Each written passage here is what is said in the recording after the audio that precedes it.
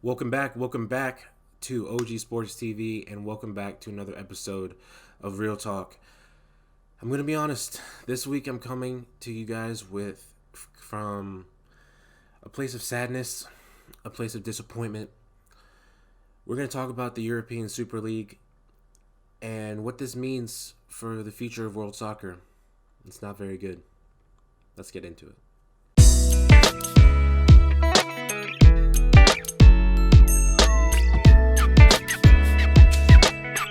All right, like I mentioned, this video is going to be talking about the new breakaway European Super League that is happening right now in European football. And I'm going to refer to world soccer as football in this video just to avoid any confusion. But if you're not a follower of world football, I don't blame you. I'm going to do a small bit of context just to make sure this all makes sense. But the biggest clubs right now and historically in world football, you've heard of most of them: Real Madrid, Barcelona, Manchester United. Some of these teams, whether or not they are currently succeeding, these are some of the biggest clubs, the biggest brands in sports in the entire world. The amount of revenue that they bring in, it's mind blowing. Even like Manchester United hasn't won a domestic title in about 8 years. It doesn't matter. They're one of the biggest clubs in the world. So what happens with this is a sense of elitism begins to emerge. A sense of we're better than everyone else seems to emerge.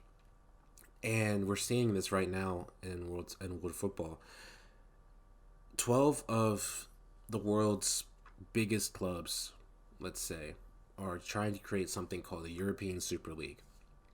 And what this would be a new midweek competition, and it would be, instead of following traditional European soccer formats where you have this group of teams and you compete every year, and the bottom 3, 4, whatever it is in this specific country, teams at the end of the season get relegated, which means they get sent down into the lower division of the league, to the lower division of the tier system in that country, and 3 teams from the second tier come up and replace them. And this happens every year, and it provides a threat of we need to perform every year. We can't tank.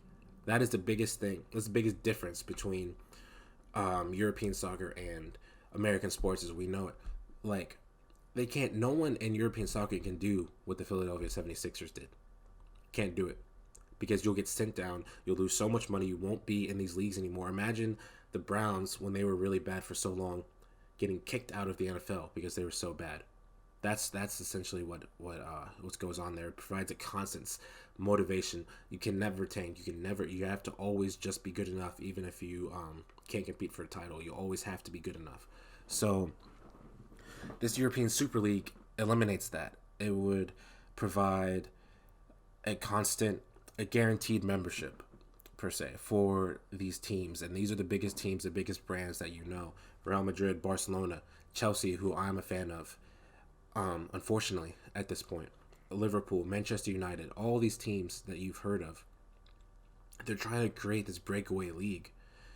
And people are mad about it, and people are betrayed, and they feel like these clubs that they love, they're no longer who they thought they were. And the reason that this is so important is because if they do this, they're essentially separating themselves from their domestic leagues. All the 6 teams from England, which is the league that I primarily follow, the 6 teams from England that are doing this: Chelsea, Manchester United, Manchester City, Liverpool, Arsenal, and Tottenham, they've all left the European Club Association. And what that means is they're opening the door to no longer being in the Premier League. Imagine the historic teams in the NFL, the Packers, the Steelers, the Cowboys. Imagine them just no longer being in the league. Not only being bad, they're leaving the league to go and be in a smaller league with only the teams that have historically been relevant, the historically been good. So you wouldn't have a team like you wouldn't have a team like the Jaguars in this league. They're essentially, it's a very elitist perspective. All these teams they're leaving these other teams behind. Essentially, we're better than you, and we're gonna go off and play the big teams every single week, and we're gonna make so much money. It's driven by greed. It's driven by a sense of narcissism, and it's so sad to see as someone who loves the sport. And I can't imagine how, like, I'm from the United States. I can't imagine how a Chelsea fan living in London feels about this, because they are locked into the roots of this club, and they grew up around this club, and the club is betraying them.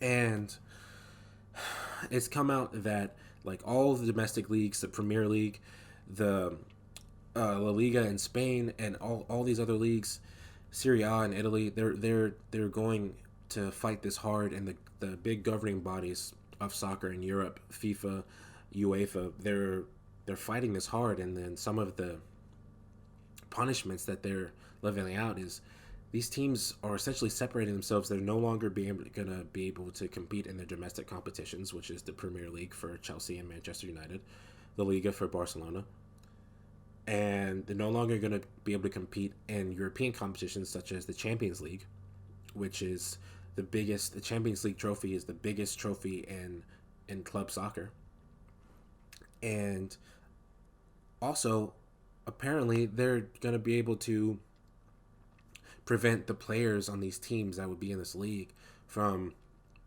representing their country in international competitions. That means no World Cup. That means somebody like Christian Pulisic, who's American for Chelsea, if the United States men's national team were able to qualify for the 2022 World Cup, he wouldn't be able to play, and he's their best player. So, like, imagine the players aren't going to go for this. So if these teams go forward with this, the players, like, and I haven't read anything about this, but this is my initial thought process. The players aren't going to go for this. They're going to strike. The World Cup, excuse me, is the holy grail of the sport. Let alone playing for Chelsea, Barcelona, Real Madrid, winning titles there. Forget that. If you have a chance at the World Cup, that is the prize. That is what you play the sport for. So if these players suddenly see that's no longer attainable, that's not even something they can dream about, then they're not going for this. They're going to leave these clubs. They're going to leave. I cannot believe that the people running these clubs haven't seen this, haven't thought this through, haven't seen this coming. It's just such a blatant act of greed and narcissism and cockiness, and I can't. It's unbelievable. Honestly, it's unbelievable, and it's going to be the end. It's going to ruin the sport. It's going to be the end of the sport as we know it. Because, and at the end of the day, I don't think that these clubs are going to be allowed to create this league. But the fact that they've gone through the steps to attempt to make this happen is damning. It shows you all we need to know about these clubs. This is disowning your team type of stuff. This is ruining the sport type of stuff. If all these 6 teams were to no longer be in the Premier League, it would destroy the Premier League. It would destroy La Liga if they didn't have Real Madrid, Barcelona, and Atletico Madrid in there. It would destroy Serie A if AC Milan and Juventus weren't in that league anymore. These are the biggest clubs in the world, and the beautiful thing about this is that even though a team like, I'm going to talk about my team, Chelsea, even though a team like Chelsea is considered one of the biggest clubs, we just got beat a couple weeks ago by a team in the Premier League that's in 19th place. West Brom came to our stadium and dropped 5 goals. So who are we to think that we're better than anyone else and we're just going to leave this league behind as if we're so holier than thou? What gives us the right? And that goes for every other club that's attempting to found this league. Like, I am so sad. I am disheartened. And I'm ashamed to be a Chelsea fan today, because I don't know who this club is anymore. So it'll be interesting to see going forward how the governing bodies of world soccer address this, how they prevent this from happening, because it is of the utmost importance that this Super League does not come to fruition. It is of the utmost importance, and you're starting to see players and former players on Twitter come out and speak out about this. The news came out yesterday, as the day I'm recording this, and today I'm seeing on Twitter that players are coming out against it.